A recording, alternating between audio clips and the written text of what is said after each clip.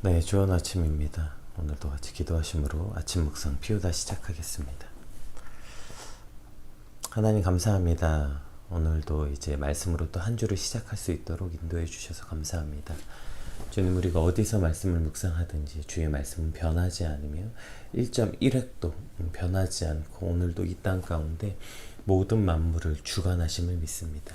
주님, 오늘 그 말씀이 우리에게 선포됨으로 그 선포된 말씀으로 우리 하루를 살고 우리 하루를 살아가는 것뿐 아니라 선포된 말씀으로 만물이 운행됨을 우리가 깨닫고 인정하며 오늘 또 한 주를 시작할 수 있도록 인도하여 주시옵소서. 함께 말씀을 볼 때 우리에게 지혜를 더하시고 그 말씀이 깨달아져 하나님을 더 알아가는 시간들이 되게 하여 주시옵소서. 감사합니다. 예수님의 이름으로 기도드립니다. 아멘. 네, 오늘 우리가 함께 살펴본 말씀을 데살로니가전서 2장입니다. 데살로니가전서 2장 말씀인데요. 네, 한번 같이 읽어볼게요. 형제들아, 우리가 너희 가운데 들어가는 것이 헛되지 않은 줄을 너희가 친히 아나니 너희가 아는 바와 같이 우리가 먼저 빌립보에서 고난과 능욕을 당하였으나 우리 하나님을 힘입어 많은 싸움 중에 하나님의 복음을 너희에게 전하였노라. 우리의 권면은 간사함이나 부정에서 난 것이 아니요 속임수로 하는 것도 아니라 오직 하나님께 옳게 여기심을 입어 복음을 위탁받았으니 우리가 이와 같이 말하면 사람을 기쁘게 하려 함이 아니요 오직 우리 마음을 감찰하시는 하나님을 기쁘시게 하려 함이라. 너희도 알거니와 우리가 아무 때에도 아첨하는 말이나 탐심의 탈을 쓰지 아니하는 것을 하나님이 증언하시니라. 또한 우리는 너희에게서든지 다른 이에게서든지 사람에게서는 영광을 구하지 아니하노라. 우리는 그리스도의 사도로서 마땅히 권위를 주장할 수 있으나 도리어 너희 가운데서 유순한 자가 되어 유모가 자기 자녀를 기름과 같이 하였으니 우리가 이같이 너희를 사모하여 하나님의 복음뿐 아니라 우리의 목숨까지도 너희에게 주기를 기뻐함은 너희가 우리의 사랑하는 자 됨이라. 형제들아, 우리의 수고와 애쓴 것을 너희가 기억하리니 너희 아무에게도 폐를 끼치지 아니하려고 밤낮으로 일하면서 너희에게 하나님의 복음을 전하였노라. 아멘. 이제 어제부터 데살로니가 전서 말씀이 시작되었어요. 그래서 이제 큐티 본문이 변경될 때마다 뭐 배경과 목적과 이런 전반을 살펴보는 개요를 해야 되는데 어제 주일이라서 이제 피오달 진행하지 못했죠. 그래서 2장 넘어가기 전에 우리 1장을 좀 살펴보고 그 데살로니가 전반적인 개요를 좀 짧게라도 살펴보려고 하다 보니까 조금 내용이 길어요. 그래서 조금 빨리 말하는 것을 여러분 좀 양해해 주시기 부탁드리겠습니다. 데살로니가 교회는 이제 바울이 2차 선교 여행을 할 당시에 이제 마게도니아에서 빌립보 교회를 세우고 이어서 두 번째로 개척한 교회입니다.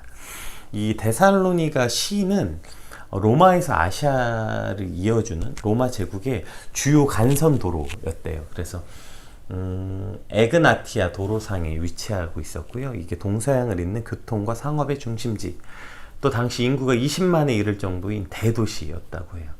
그래서 마게도니아 지방에서 제일 큰 도시면서 행정 수도, 그것이 바로 데살로니가 시였다고 해요. 따라서 이제 복음이 많은 나라로 전파되기 위해서는 선교 전략상 아주 중요한 도시였던 거죠.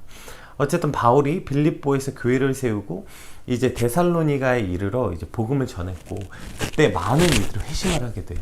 그래서 데살로니가 교회가 세워지게 됐죠. 문제는 이 데살로니가에 있는 이제 유대인들이었어요. 그들이 이제 바울과 이 바울 전도팀들을, 선교팀들을 거세게 박해했어요. 그래서 데살로니가에서 사역은 불과 몇 개월밖에 하지 못하고 쫓겨나올 수밖에 없었습니다. 그래서 처음에 이제 바울이 베레아로 피신하여 있었는데 그곳까지 따라온 거죠. 결국에 어쩔 수 없이 이제 베레아는 그래도 이제 데살로니가 시하고 가까운 곳이었는데 아덴까지 결국에 피신을 갈 수밖에 없었어요. 아주 먼 아덴까지. 그러니까 이제 거기서 몇 개월밖에 사역을 하지 않았어요. 그들은 초신자였고 이제 막 세워진 신생교회였어요. 근데 그곳을 향해 있을 핍박과 환란이 얼마나 염려되었겠어요.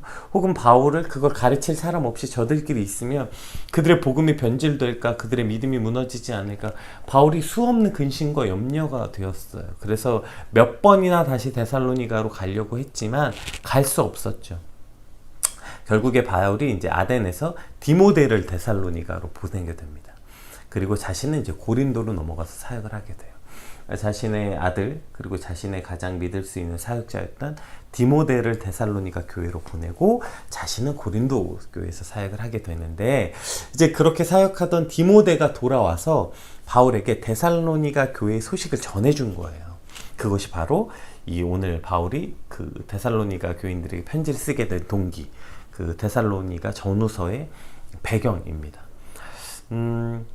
디모데가 가져온 소식은 대체로 기쁜 소식이었어요. 그래서 바울이 염려했던 것과 달리 데살로니가 교회 성도들이 환난과 어려움 중에서도 끝까지 소망을 잃지 않고 꿋꿋하게 신앙을 지켰고 그들의 믿음과 사랑이 풍성하였다라는 소식을 들은 바울에겐 큰 위로와 큰 힘이 되었다. 이렇게 이제 데살로니가 성도들을 향해서 감사와 칭찬과 격려의 메시지로 1장이 시작됩니다. 이런 데살로니가 교회를 향한 바울의 사도적 기쁨과 사랑의 내용이 데살로니가 전반부의 내용이라면, 이제 후반부에는 물론 이제 세상에 완벽한 교회가 없는 것처럼 데살로니가 교회가 신생교회, 이방교회였기 때문에 교리적으로 또 도덕적인 측면으로 미숙한 면들이 또 많았어요. 그러니까 그것을 권하고 가르치는 내용이 이제 후반부의 내용입니다. 어제 보았던 1장의 내용은 이제 도입부에 이제 데살로니가 전서의 발신자, 수신자를 밝히고 데살로니가 성도들을 향한 칭찬과 격려의 내용들이 이제 쭉 나오고, 그 중에서 이제 어떠한 내용이 나오냐면, 그들이 환난 가운데서 성령의 기쁨의 말씀을 받아 우리와 주를 본받는 자가 되었다. 여기서 우리와 주를 본받는 자라는 것은 복음을 위해 기꺼이 환난과 고난과 박해를 받으면서 소망을 잃지 않았던 예수님과 우리 바울을 본받는 자가 되었다는 거죠. 신생교회였던 데살로니가 교인들이 이러한 믿음의 모습을 가졌다는 건 정말 대단했던 것 같아요. 그 교인들이 이러한 믿음과 그들의 모습을 통해서 마게도냐뿐 아니라 마게도냐와 아가뿐 아니라 각 처의 믿는 자들을 본이 되었대요. 그러니까 이들의 신생교회임에도 불구하고 이런 환난과 고난 가운데서 그들이 믿음을 지키는 모습들은 많은 사람들에게 도전이 되었고 믿는 자의 본이 되었다고 말하고, 그 소식을 들은 바울이 지금 얼마나 기뻐하고 있는지 1장에서 잘 나타내 있습니다.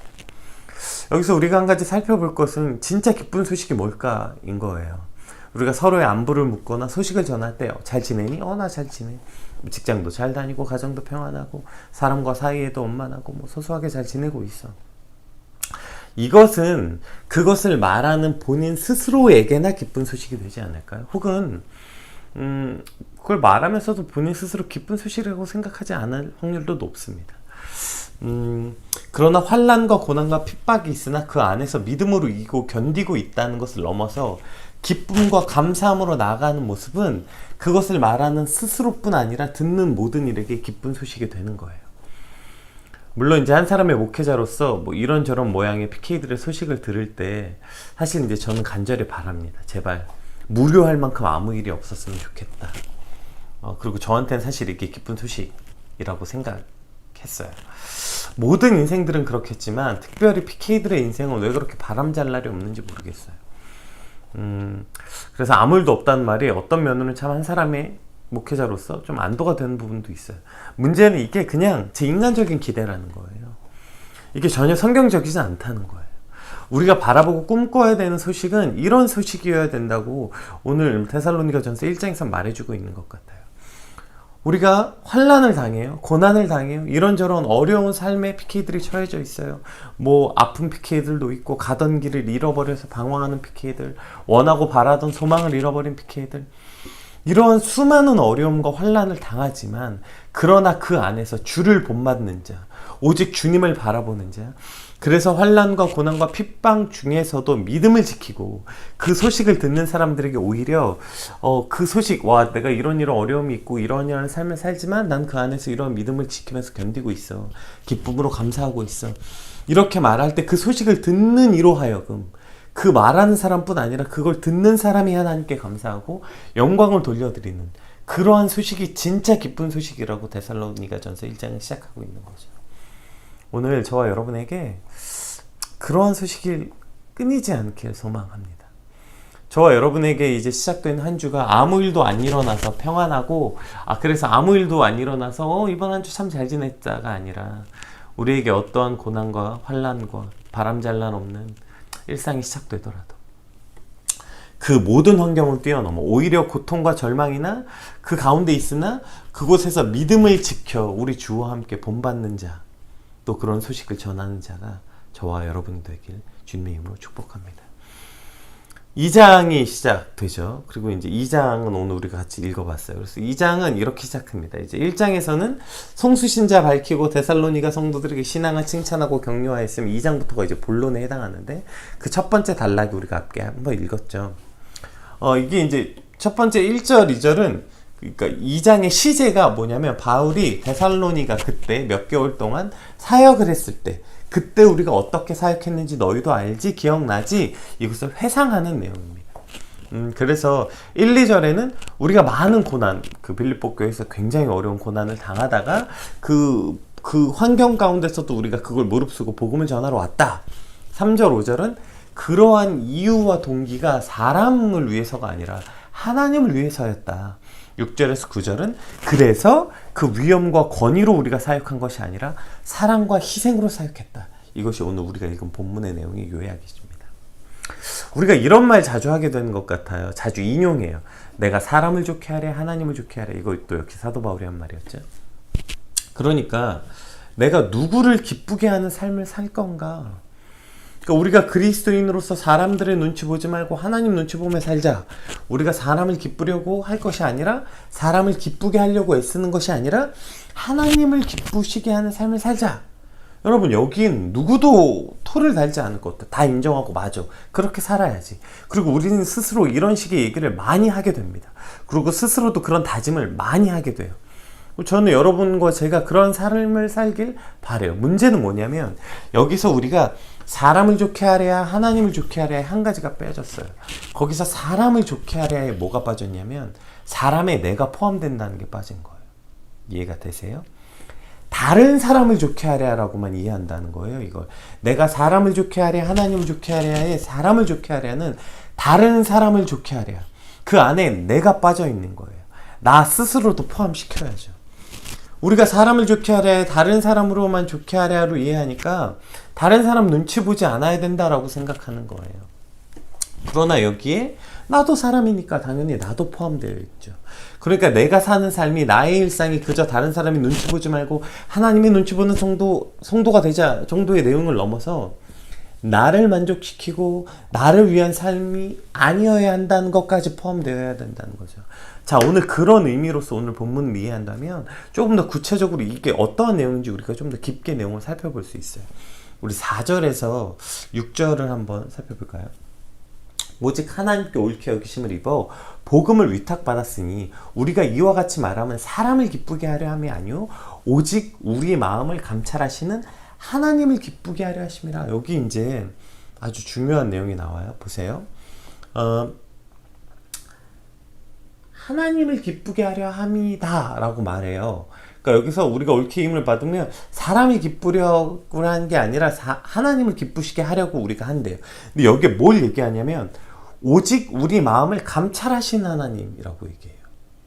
그러니까 하나님이 우리의 마음을 감찰하신다는 내용이 들어있어요. 이건 즉 우리의 내적 동기를 하나님께서 다 알고 계신다는 거예요. 그러니까 하나님을 기쁘시게 하려면 무엇을 했냐 이전에 내가 어떠한 동기로 그것을 했냐는 거예요. 왜냐하면 하나님은 우리의 마음을 감찰하신다는 거예요. 그러니까 결국에 하나님을 기쁘시게 하려면 우리의 동기가 선해야 된다는 거예요. 이미 그 동기로부터 하나님이 기쁘심을 받으실지 안 받으실지 알게 된다는 거죠. 예를 들어서 오늘 우리가 관계 맺는 어떠한 사람, 직장, 상사, 직장, 동료, 친구, 애인, 심지어 남편과 부인, 부모님과의 관계, 이 모든 관계에서 뭐 우리가 그런 책 있죠. 칭찬은 고래도 춤추게 한다더라. 그러니까 내가 그 사람을 칭찬하고 인정해주자. 이렇게 시작을 하면 이것은 진짜 칭찬이 아니라 이런 거죠. 칭찬하는 걸로 해. 그랬다 치자. 너를 인정하는 걸로 내가 쳐줄게. 진짜 그렇게 느껴지진 않지만 그냥 그런 걸로 해. 그래 잘했다 우쭈쭈 하자. 여러분 이러한 태도로는 우리는 누구도 감동시킬 수 없고 누구도 바꿀 수 없으며 심지어 핵심은 하나님을 기쁘시게 할 수 없다는 거예요. 왜? 동기가 잘못됐으니까요. 오늘 내가 누구를 칭찬한다는 건 그 사람이 변하여 내가 원하는 사람이 되겠지? 혹은 그렇게 하면 그 사람도 나에게 잘 대해주겠지? 이러한 동기 자체가 잘못됐다는 거예요. 우리가 어떠한 일을 하는 건 사람을 기쁘려고 하는 게 아니에요. 그 사람엔 내가 포함되어 있다니까요. 오직 하나님을 기쁘시게 하려고 우리가 이 일을 하는 거고, 그래서 하나님은 우리의 마음을 감찰하신 하나님이라고 지금 본문은 확실하게 그 동기를 밝히고 있는 거예요. 결국에 사실 우리가 누군가를 인정하고 칭찬하고 누군가를 잘 대해주고 사람의 눈치를 보는 건 그것이 돌고 돌아와서 실제적으로 내게 어떤 이득이 되기도 하고, 뭐 그 실제적인 금전적 이득이나 직장이나 학교나 가정에서 내 위상이 올라가고 좋은 사람이 되고, 뭐 어떠한 이런 정치적인 이유, 혹은 그것이 이러한 실제적인 물리적 도움은 되지 않더라도 누군가로부터 호의를 얻어내고 그로 인해서 나 스스로 만족하는 거. 와, 그래도 내가 꽤 괜찮은 사람이었어. 내가 꽤 괜찮은 걸 했어. 이러한 모든 결국의 동기가 하나님이 아니라 외부 사람이든 그것이 나 스스로 나의 자기 만족이 되었든, 다시 한번 말씀드리지만 사람을 좋게 하라에 사람은 내가 포함되어 있다니까요. 그 모든 동기가 결국에 하나님을 기쁘시게 하는 것이 아니라 나와 사람을 위해서, 그것이 나를 만족시키거나 다른 사람을 만족시키기 위해서 하는 것이라면 절대 그것은 하나님을 기쁘시게 할 수 없다. 이것이 4절의 시작이에요.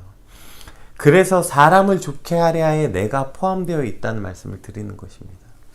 6절에 이것을 뭐라고 포함되어 있냐, 이렇게 얘기하고 있어요. 5절에 보세요. 너희도 알거니와 우리가 아무 때에도 아첨하는 말이나 탐심의 탈을 쓰지 아니하는 것을 하나님이 증언하시니라. 자, 여기 그래서 제가 오늘 본문 제목을 탐심의 탈이라고 나와 있어요. 이게 어떤 그 대표적 특성인 것 같아요. 그러면 우리가 어떠한 동기를 가졌는지를 보려면 이게 나와야 돼요. 왜 했는가? 이것이 탐심의 탈을 쓰잖아요. 그러면 우리가 동기가 그렇다고 스스로 어떤 방어 기제로 인해서 내가 동기가 그렇지 않다라고 말하고 싶어도 결국에는 그것이 충족되지 않을 때 어떤 것에 화가 나고 실망하는지를 보게 되면 내가 어떤 동기로 일을 했는지 알게 된다고요. 그래서 7절에 보면 우리가 그리스도의 사도로서 마땅히 권위를 주장할 수 있으나 오히려 유순한 자가 되어 유모가 자기 자녀를 기름과 같이 하였느니라. 그러니까 권위를 우리가 주장할 수 있었지만 유순한 자가 되어 자기 자녀를 기름과 같이 한다. 여기 핵심은 내가 자기 자녀에게 대하는 것처럼 사랑으로 대했다, 온화하게 대했다, 온순하게 대했다, 이 정도를 말하는 게 아니에요. 내가 자녀를 사랑하는 모양을 갖췄다는 뜻을 뛰어넘어서 여기에 가장 핵심 개념은 뭐예요?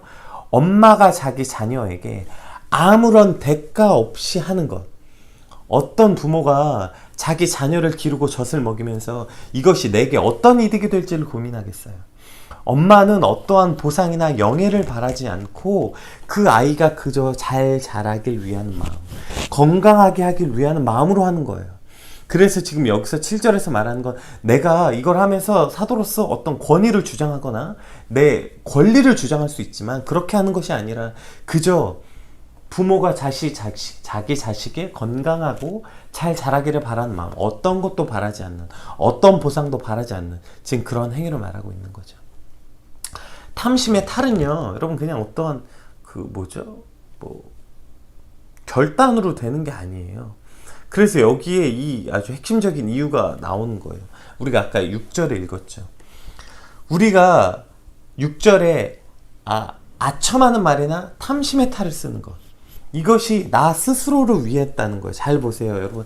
탐심은요, 탐심으로 오지 않아요. 사단이 나 사단이요 이렇게 오지 않는 것과 똑같아요. 탐심은 나 탐심이야, 나 이거 내 욕심이다 이렇게 오지 않아요. 탐심은 무조건 탈을 쓰게 되어 있어요. 우리가 궁극적으로 누군가의 눈치를 보는 것, 누군가를 좋게 한다는 것, 이 모든 것은 내가 대단한 배타적인 사람이라서, 굉장히 희생적인 사람이라서가 아니라는 거예요. 왜 우리가 다른 사람을 좋게 하려고 합니까? 왜 다른 사람의 눈치를 봅니까? 그것이 결국에 내게 이득이 되기 때문이에요. 그것이 내가 내 사회생활을 하게 되고, 그것이 어떻게든 내 이득 혹은 자기 만족, 이 모든 것이 탐심으로부터 온다고요. 그래서 이 탐심은 탈을 쓰게 돼요. 이것은 이타심이 아니라 나를 위한 거야, 나를 위한 거. 그런데 이것이 탈을 씁니다. 이것은 이타심이야. 이건 나를 위한 게 아니라 너를 위한 거야. 이건 나를 위한 게 아니라 우리를 위한 거야. 우리 이거 진짜 많이 보지 않았어요? 야, 이건 내 이득을 위해서가 아니라 이건 우리를 위한 거였어. 이건 내 이득을 위해서가 아니라 나라를 위한 거였어. 이건 내 개인의 영화를 위해서 한 게 아니라 나라와 회사를 위해서 한 거였어. 이건 내 이득을 위해서 한 게 아니라 교회를 위한 거였어. 나아가서 이건 나 좋자고 한 게 아니라 하나님을 위한 거였어. 여러분, 이게 탐심의 탈이에요. 그러나 결국 그것이 실제적인 물리적인 이득을 위한 것이 아니었을지라도, 그것이 눈에 보이는 어떠한 실제적 이득을 가져오지 않더라도 결국에 자기 만족과 자기 신념, 자기 위상, 결국에 내가 해냈어 라는 어떠한 것으로 가게 된다면 여러분, 이것이 곧 탐심이라는 겁니다. 내가 무엇인가를 기대하고 무엇을 받는가, 이것이 바로 핵심이죠. 그래서 사도 바울이 이렇게 얘기하고 있습니다. 우리가 이같이 하여, 그러니까 이같이 아까 말했듯이 탐심이 아니라 동기가 하나님을 기쁘시게 함으로 인해서 뭘 했냐면 우리의 목숨까지도 너희에게 주기를 기뻐했다. 이것이 사랑이라고 말하는 거예요. 그래서 우리가 어떤 수고와 애쓴 것을 너희가 기억했냐면, 너희 혹시 기억해? 내가 너를 얼마큼 사랑했는지 이제 증명하는 게 이런 거예요. 내가 아무에게도 폐를 끼치지 않으려고 밤낮으로 일하면서 너희에게 하나님의 복음을 전했다.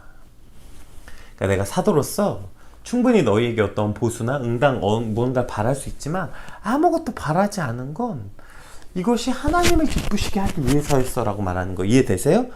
야, 내가 진짜 너희 부담 주지 않으려고, 진짜 너희 다 알지? 내가 너네 부담 주지 않으려고 내가 너희한테 보수를 받을 수 있었지만 보수받지 않고 일한 거 다 알지?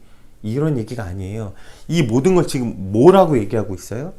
이 모든 이유가 너희를 좋게 하기 위해서, 사람을 위해서가 아니라 하나님을 위해서 했어 라고 말하는 거예요. 내가 하나님을 위해서 이걸 한 거야 라고 말하는 거예요. 그러니까 우리가 지금 사람에게 영광을 구하지 않겠다는 것, 이것을 증명하려면 결국에 7절에서 내가 어떻게 이것을 해가 무언가 탐심이 아니라 이거 하나님을 위한 거였어 라고 말하려면 내가 원하고 바라는 것이 잘 되지 않을 때 내가 어떠한 감정을 갖게 되냐는 거예요. 우리가 무엇인가를 하는 것, 사람을 기쁘게 하기 위함이 아니라 하나님을 기쁘게 하기 위함이라면, 그러니까 우리가 어떠한 행동이나 행위나 이것을 누군가에게 해주고 그 사람을 위해서 봉사하고 심지어 사랑해주는 행위까지, 하나님은 이미 이전에 동기를 보신대요. 우리가 뭘 했는지 이전에 너가 왜 했냐는 거예요. 그 안에 어떠한 동기를 갖고 있냐고요. 그 말은 그 동기가 있어야 하나님을 기쁘시게 할 수 있고요. 그 동기가 진짜 사람을 위한 것이 아니라 하나님을 위한 것이었다면 그것이 내가 무엇을 주장하는지로 증명되어야 한다는 거예요. 사람의 영광을 구하지 않고 마땅히 내 권위와 내 노력을 주장할 수 있었으나 마치 자기 엄마가 자기 자녀를 기름같이 그 아이에게 젖을 먹인 것 같이 온전한 동기여야 한다는 거예요. 야, 내가 이 정도 했으면 상대방도 마땅히 이 정도는 해줘야 되는 거 아니야? 야, 내가 이 정도 수고했으면 이 정도는 받아야 되는 거 아니에요? 심지어 여기에 가장 많이 넘어가죠. 야, 내가 이 정도 했으면 뭐 내가 너한테 무슨 대단한 거 바라는 거나 뭐 돈을 바라는 거나 뭐 인정은 바라는 거 아니야. 최소한 무시는 하지 말아야지. 야, 내가 이 정도 해줬는데 내가 너한테 나한테 잘해달래? 뭐 이렇게 무시는 하지 말아야지 라고 말하는 것. 왜 그 사람이 무시는 하지 말아야 되는데요? 그게 그 사람을 위해서 한 게 아닌데요. 내가 사람을 위해서 한 게 아닌데요. 왜 그 사람이 무언가 하냐 안 하냐에 따라서 내가 한 동기가 평가받는다면 그것이 누굴 위해서 했냐는 거예요. 오늘 본문이 끊임없이 말하고 있는 것입니다. 그 행위를 했냐 안 했냐, 그 행위를 얼마나 많이 했냐 조금 했냐, 그 행위를 얼마나 열심히 했냐 열심히 하지 않았냐, 여러분 이런 것으로 하나님을 기쁘시게 할 수 없는 거예요. 하나님을 기쁘시게 하려면 그것을 왜 했냐는 거예요. 그 동기가 무엇이냐는 거예요. 하나님께서는 먼저 동기를 받으시고 그 다음에 그 동기를 통한 행위를 받으시는 거예요. 근데 우리는 자꾸 이런 걸 주장하고 싶어 해요. 내가 이렇게 했는데, 내가 이만큼 애썼는데, 내가 이렇게 노력했는데, 내가 널 위해서 일했는데, 내가 이렇게 했는데 저렇게 했는데, 내가 뭐 직장을 위해서, 가족을 위해서, 가정을 위해서. 여러분, 그것이 무엇을 위해서입니까? 오늘 그 모든 동기가 사람을 위해서가 아니라 하나님을 위해서 했다면 우리가 어떠한 탐심의 탈을 쓰고 있는지 발견해야 하는 것입니다. 오늘은 1장부터 좀 살펴보느라고 조금 이야기가 길었으나 데살로니가 전서의 시작부터 바울은 이렇게 이야기하고 있습니다. 우리 안에 사람을 기쁘게 하려는 것이 아니라 우리의 마음을 감찰하시는 하나님을 기쁘게 하려고 이 모든 일을 했다. 우리가 너희를 위해서 이렇게 노력한 것은 너희를 위해서 한 것이 아니라 하나님을 위해서 한 거였다.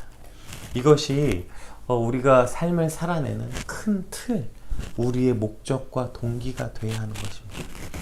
여러분, 오늘 무엇을 하든지 간에, 여러분이 직장을 위해서든 심지어 백수라서 집에 있든 뭘 하든지 간에 그 모든 것이 하나님을 기쁘시게 하는 것이어야 한다는 것입니다.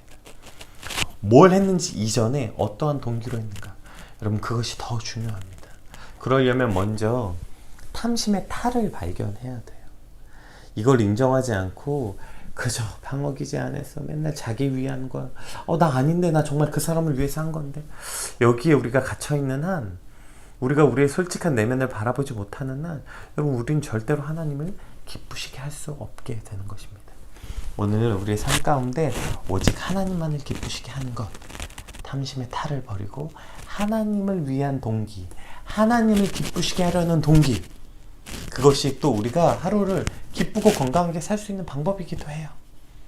사람을 위해서 한 게 아닌데 사람의 인정 못 받으면 어떻습니까? 오해가 생길 수도 있죠. 그러나 그 모든 것이 하나님이 받으셨다면, 하나님이 그 행위를 한 걸 알았다면, 그렇다면 충분하지 않겠습니까? 내가 그 행위를 하나님을 기쁘시기 위해서 한 일이고 하나님께서 다 아시고 하나님께서 그 동기와 행위를 받으셨다면 그러면 충분하죠. 우리가 뭘 더 바라겠습니까? 그 이상의 것을 바라는 것, 그것이 곧 탐심이라고 오늘 본문은 이야기하고 있는 것입니다. 오직 탐심의 탈을 버리고 오직 하나님을 기쁘시게 하는 저와 여러분의 하루의 삶이 되길 소망합니다. 우리가 받은 말씀 위해서 기도하시고, 또 여러분 오늘 하루의 삶을 위해서 또 기도하시고, 또 받은 말씀 정리하고 큐티한 시간 갖도록 하겠습니다. 여러분, 오늘 오직 하나님을 기쁘시게 함으로 승리하는 저와 여러분 되시길 주님의 이름으로 축복합니다.